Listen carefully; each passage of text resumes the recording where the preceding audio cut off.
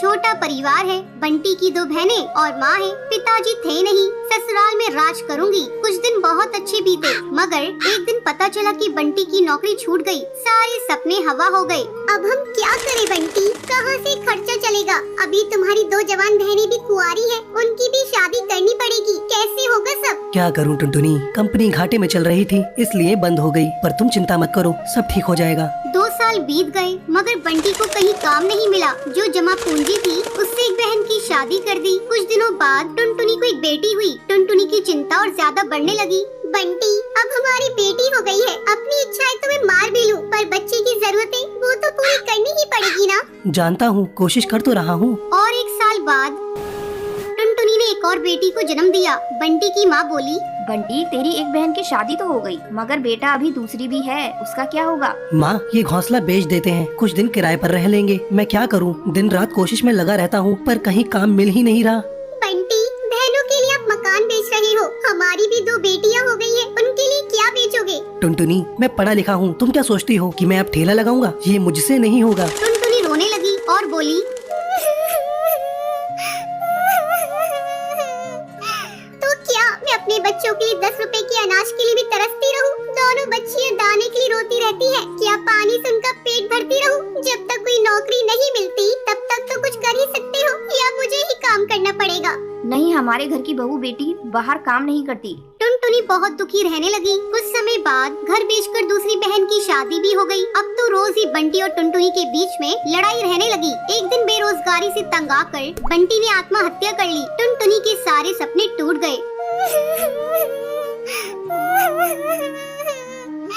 मैं बिल्कुल अकेली हो गई हूँ। अब जिम्मेदारी टुनटुनी के सर पर थी। बूढ़ी सास, अपनी 2 बेटियाँ और घोंसले का किराया। कुछ आसपास के पक्षी गरीब समझकर बच्चियों को पुराने कपड़े और खाना देकर मदद कर दिया करते थे। टुनटुनी अपनी सास से बोली, माँ, 2 महीने गुजर गए, जो घर का पैसा बचा था वो सब खर्च हो गया। अब मुझे ही कोई काम करना पड़ेगा। जिस गरीबी में हमारे दिन कट रहे हैं, मैं नहीं चाहती कि मेरी बच्चियाँ भी गरीबी में दिन गुजारे। मगर तू करेगी क्या बहू? अपना कुछ काम करने के लिए पैसे भी तो चाहिए। कोई बात नहीं माँ, कोई तो मदद कर ही देगा। टुनटुनी ने सब रिश्तेदारों से मदद मांगी, पर किसी ने कोई मदद नहीं की। सब ये सोचते थे कि ये इतनी गरीब है, कहाँ से चुकाएगी। मायके से भी किसी तरह की कोई मदद नहीं मिली। टुनटुनी निराश हो गई और दुखी होकर रोने लगी। मैं अपने बच्चों को भूखा नहीं मरने दूंगी, कुछ ना कुछ करूंगी, पर इतने पैसों में क्या काम करूं? एक दिन उसे उसके ही जंगल का एक चिड़क गोलू मिला। वो टुनटुनी की शादी से पहले टुनटुनी को बहुत पसंद करता था, लेकिन उससे कभी कुछ कह नहीं पाया था। अरे टुनटुनी, कैसी हो तुम? और यहाँ कैसे? और ये क्या हाल बना रखा है तुमने अपना? गोलू, मैं ठीक हूँ, यहाँ पास में ही मैं किराए पर रहती हूँ। मगर पति तो नौकरी करते थे, फिर किराए पर कैसे?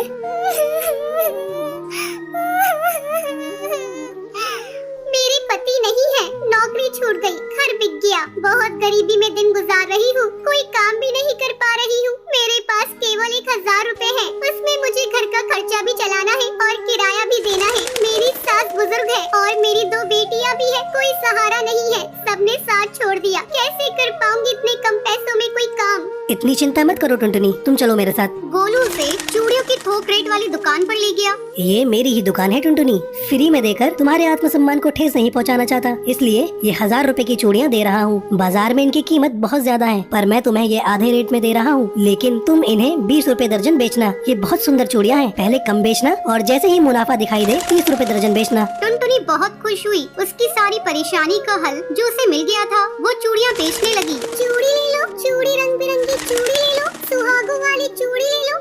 वो डाल डाल जाकर चूड़ियाँ बेचती और बीच बीच में आकर अपनी बेटियों को भी देख लेती। आसपास के पक्षी उसे गरीब समझकर मोल भाव भी नहीं करते। सबको उसकी चूड़ियाँ पसंद आने लगी और उसकी खूब बिक्री होने लगी। चूड़ियाँ तो टुनटुनी के पास ही सुंदर होती हैं, उसी से खरीदेंगे। तीज त्योहार पर और शादियों में चूड़ी पहनाने के लिए उसे ही बुलाया जाता था, जिस पर उसकी कमाई अच्छी हो जाती थी। इस तरह 1 साल गुजर गया। टुनटुनी के अच्छे दिन आने लगे। टुनटुनी गोलू से बोली, गोलू, तुम्हारा बहुत बहुत धन्यवाद। तुम्हारी वजह से मैं आज अपनी गृहस्थी चला रही हूँ, नहीं तो भूखे मरने की नौबत आ गई थी। ये तो तुम्हारी मेहनत है टुनटुनी, मैंने कुछ नहीं किया। जितनी मेहनत करोगी उतना ही अच्छा फल मिलेगा। इसलिए कहते हैं, मेहनत करने वालों की कभी हार नहीं होती। बंटी कबूतर की बीवी टुनटुनी की हाइट काफी छोटी थी। वो इतनी नाटी थी, जंगल के पक्षी उसका कई बार मजाक बनाते थे। टुनटुनी, तेरे लिए तो मुझे किचन में टेबल रखना पड़ेगा। माँ जी, इतनी भी नाटी नहीं हूँ मैं, और हाँ, हील्स पहनकर तो आपकी जितनी आ जाती हूँ। अरे तेरे पापा ने महंगी मोटर का लालच दे दिया, वरना तो मेरे बेटे के लिए ये लंबी लंबी चिड़ियों की लाइनें लगी थी। क्या बताऊँ तुझे, कटरीना फेल थी उनके सामने। पर माँ जी, आपका बेटा भी कौन सा हाइट में अभिषेक बच्चन है जो कटरीना मिल जाती। वैसे भी मेरी और इनकी जोड़ी तो राम सीता की जोड़ी है, राम सीता की। एक दिन सभी खाना खा रहे होते हैं। माँ, दाल बहुत अच्छी बनी है, जरा और देना। रुको जी, मैं लेकर आती हूँ, किचन में है, वैसे भी मैं खड़ी ही हूँ। ये सुनकर सास हंसने लगती है। तुम खड़ी हो या बैठी, एक ही बात है। बस कीजिए जी, अभी हील्स नहीं पहनी है मैंने, वैसे भी हील्स पहनती हूँ तो आपके बराबर लगती हूँ। एक दिन टुनटुनी सब्जी लेने बाहर निकलती है तो पड़ोसन कहती है, देखो देखो कितनी नाटी है। रंग तो दिखने में ठीक ठाक था, हाइट भी ठीक ठाक थी, फिर क्या जरूरत थी ऐसी नाटी बहू लाने की। दहेज बहन दहेज, अंधे हो गए थे पैसों के पीछे, अब करे जग हंसाई। दोनों की बात टुनटुनी सुन लेती है और उसे बहुत गुस्सा आ जाता है। आंटी जी, एक बात बताओ, मेरे पापा के पास पैसे हैं, उनको अच्छी लड़की की तलाश थी, ये पसंद आए और शादी हो गई, इसमें मेरा क्या कसूर, ये जो आप लोग मुझे सुना रही हैं? अरे नहीं नहीं टुनटुनी, हम तो तेरी सास की बात कर रही थी, कितनी लालची औरत है। देखिए, वो लालची नहीं है, पर उनके कुछ शौक है जो वो अपने बेटे से पूरा करवाना चाहती है, और देखा जाए तो उसमें उनकी गलती भी क्या है भला। और इन्होंने मुझसे शादी की है तो जरूर कुछ न कुछ अच्छाई नजर आई ही होगी ना। और अब ना मैं आपकी बहू हूँ और ना ही आपके रिश्तेदारों को मुझसे मिलना है। फिर ये बात समझ नहीं आई कि आप इतना परेशान क्यों हो रही हैं। ये बोलकर टुनटुनी वहाँ से निकल जाती है। टुनटुनी, चलो जल्दी से तैयार हो जाओ, हम लोगों को पार्टी में जाना है। टुनटुनी तैयार होकर पार्टी में जाती है, जहाँ बंटी का दोस्त उससे कहता है, अरे बंटी, तू कितना लकी है यार, तेरी बीवी की हाइट इतनी कम है कि तुझे बच्चे की जरूरत ही नहीं, भाभी बच्चे ऐसी हैं। और बंटी, अगर मेरी बीवी की हाइट इतनी कम हो तो मैं घर से बाहर निकलूं ही नहीं। कहीं फुदक के कहीं चली गई तो लेने के देने पड़ जाएंगे। सभी टुनटुनी पर हंसने लगते हैं। तभी पार्टी की जगह पर आग लग जाती है। अरे भागो यहाँ से, जल्दी भागो। अरे लेकिन बाहर के दरवाजे पर ही आग है, हम बाहर निकलेंगे तो निकलेंगे कैसे, कोई रास्ता भी नहीं है। अरे रास्ता है ना, अगर कोई सामने वाली खिड़की से बाहर निकल जाए तो सब निकल सकते हैं। तभी टुनटुनी छोटी सी खिड़की से बाहर निकल जाती है और आग बुझा देती है। अरे वाह, भाभी जी ने तो हम सबको बचा लिया। वाह भाई वाह, बीवी हो तो ऐसी, अपने पति ही नहीं यहाँ मौजूद सभी की जान बचा ली है। भाई बंटी, माफ कर देना, तेरी बीवी तो सच में कमाल है। मुझे ये बात पता है और मुझे मेरी बीवी पर गर्व है। टुनटुनी मुस्कुराकर अपनी पति की तरफ देखती है। कुछ दिनों बाद टुनटुनी और उसकी सास मार्केट जाती है। वहाँ पर, अरे भैया, ये कपड़े देना कितने का पड़ेगा? माता जी, ये तो बहुत महंगा कपड़ा है, लेकिन अब बस 2 मीटर बचा है, मेरे तो किसी काम का है नहीं, आप बस इसके 100 रुपए दे दो। अरे भैया, तो मैं क्या करूँगी इस टुकड़े का, लेकिन वैसे है बड़ा ही सुंदर। तभी टुनटुनी बोल पड़ती है, इसमें तो मेरी पूरी ड्रेस सिल जाएगी। ये कहकर वो कपड़ा ले लेती है। अगले दिन टुनटुनी वो ड्रेस पहनकर सास के सामने आती है। अरे वाह टुनटुनी, ये ड्रेस तो काफी सुंदर लग रही है, बड़ी महंगी होगी ना? अरे कपड़ा तो मैंने ही पसंद किया था, बस पूरा नहीं था तो इसने ले लिया। सिर्फ 200 रुपए की ड्रेस है ये पूरी। देखो माँ जी, नाटी होने के भी कम फायदे नहीं है। जैसे तैसे दिन कट रहे थे। सास और पड़ोसियों का मजाक बनाने का सिलसिला चल ही रहा था। एक दिन मोहल्ले से बहुत जोर जोर से आवाज आती है, हाय रे मैं मर गई। अरे क्या हुआ? देखते हैं तो सभी गड्ढे के सामने भीड़ लगाकर खड़े होते हैं। मेरा बेटा इस गड्ढे में गिर गया।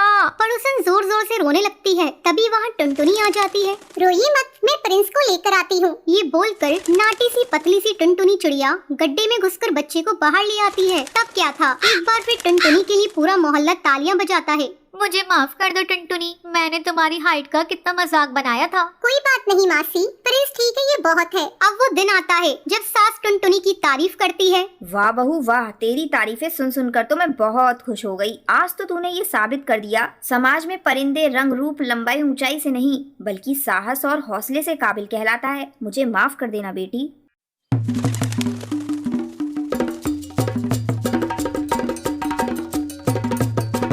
बहुत समय पहले की बात है। चंपकवन जंगल में भूरी नाम की चिड़िया रहा करती थी। उसके माँ बाप उससे बहुत नफरत किया करते थे क्योंकि वो काली थी। एक सुबह, भूरी तू मेरे सामने सुबह सुबह मत आया कर, बिल्कुल चुड़ैल लगती है, कम वक्त पूरा दिन मेरा खराब कर देती है। माँ, मुझे जोरों की भूख लगी है, इसलिए मैं किचन में आई हूँ। चल भाग यहाँ से अपने घोंसले में। जिस खाने पर तेरी नजर जाएगी वो सब राख हो जाएगा। जब सभी लोग खा लेंगे तब मैं तुझे बुला लूंगी। माँ तुम मुझे इतना डांटती रहती हो और पिंकी को तो बहुत प्यार करती हो।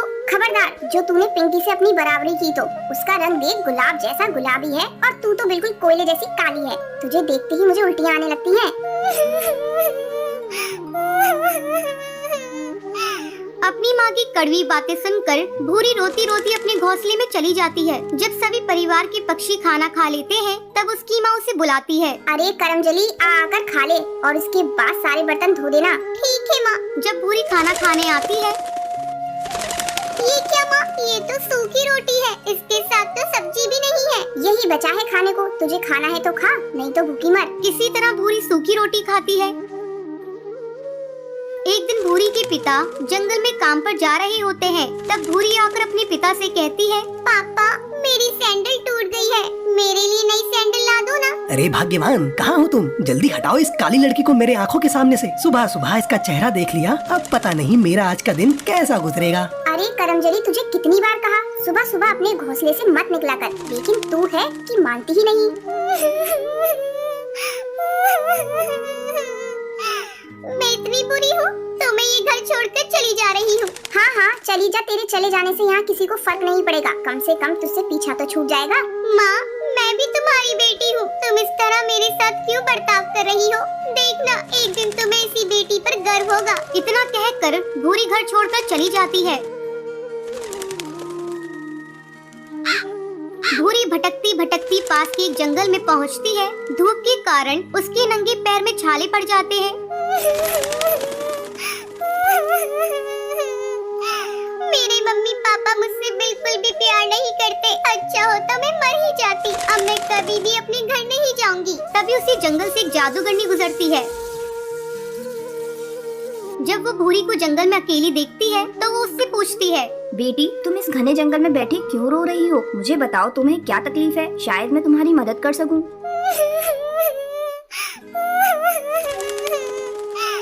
जादूगरनी ये देखो, मेरे पैरों में छाले पड़ गए हैं। मेरे मम्मी पापा मुझसे बिल्कुल भी प्यार नहीं करते, इसलिए मैं अपना घर छोड़कर यहाँ आई हूँ। ये सब मेरे काले रंग से नफरत करते हैं। बेटी तुम चिंता मत करो, मैं तुम्हें एक जादुई सैंडल देती हूँ जिसे पहनते ही तुम बहुत ही खूबसूरत हो जाओगी। फिर वो जादूगरनी भूरी को एक सैंडल देती है।